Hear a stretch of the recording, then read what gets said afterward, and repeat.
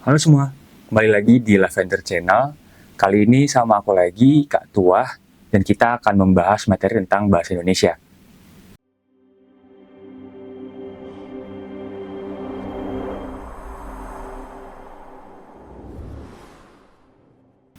Baik teman-teman, selanjutnya kita masuk ke materi makna dari sebuah imbuhan.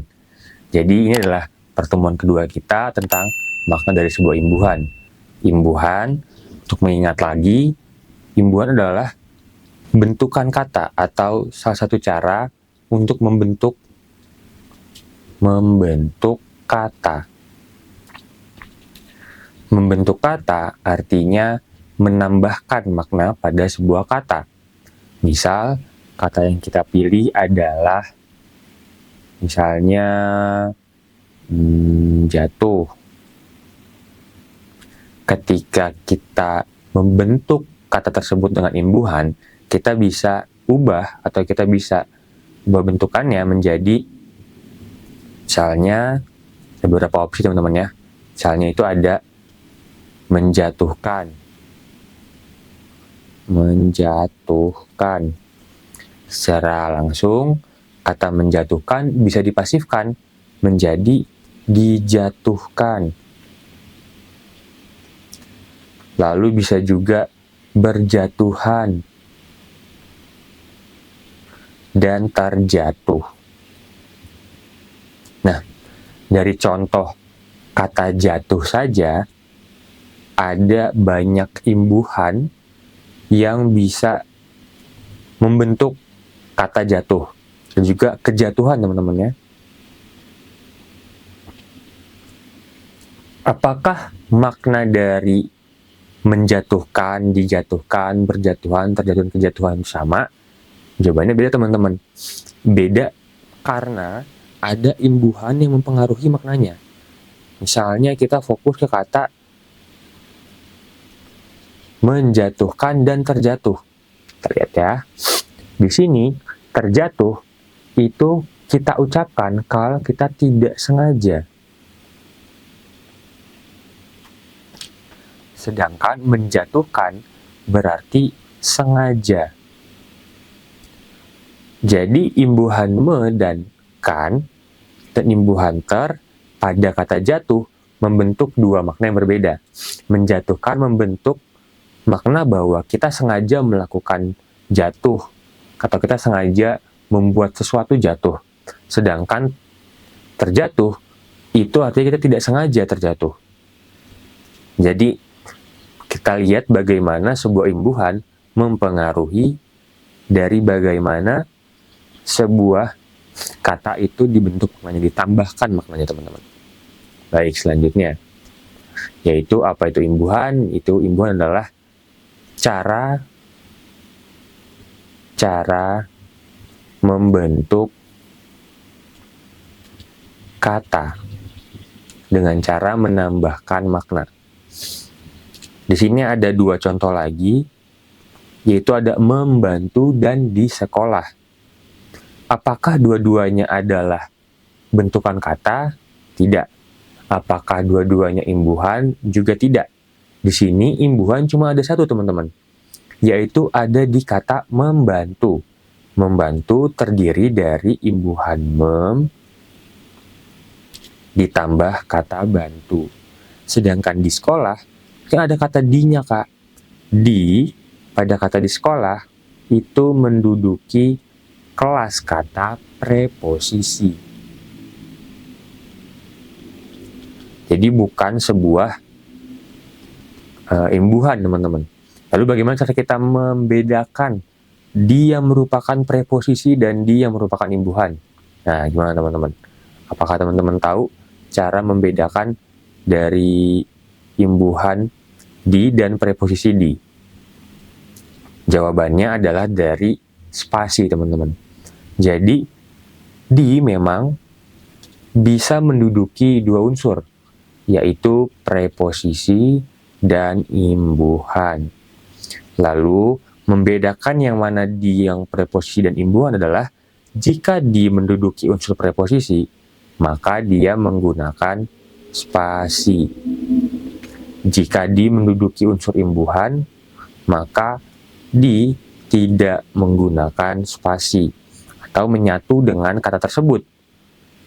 Dan dia merupakan bentukan pasif dari sebuah bentuk kata pasif, bentuk kata aktif, teman-teman. Misal, kalau katanya adalah di sekolah, kita bingung apakah ini preposisi atau imbuhan, maka kita coba ubah jadi aktif. Apakah ada kata sekolah atau menyekolah? Apakah ada? Jawabannya nggak ada. Kalau tidak ada, maka ini berarti sebuah keterangan pelengkap atau pelengkap. Sedangkan kita coba contoh yang lain ya teman-teman. Sedangkan kalau misalnya katanya adalah dibantu atau apalagi misalnya dimakan, misalnya dirawat, saya coba dibantu. Dibantu adalah bentukan pasif dari kata ini, membantu. Jadi di sini menduduki unsur dari imbuhan, yaitu imbuhan di. Jadi untuk mengingatkan kepada teman-teman lagi bahwa ada beberapa jenis imbuhan ya teman-teman. Yang pertama itu ada prefix, lalu ada sufiks, lalu ada infix. Untuk prefix, teman-teman, ini adalah imbuhan yang berada di awal. Imbuhan me ini ada di awal dari sebuah kata, maka dia merupakan prefix atau imbuhan yang ada di awal. Sufiks ini ada di akhir, misalnya tadi menjatuhkan, berarti ikannya adalah sufiks. Kalau infix di tengah-tengah. Teman-teman jarang ketemu sama ini atau jarang menyadari adanya infix. Tapi misalnya di kata kinerja. Di mana infixnya? Di kata in. Karena seharusnya katanya adalah kerja.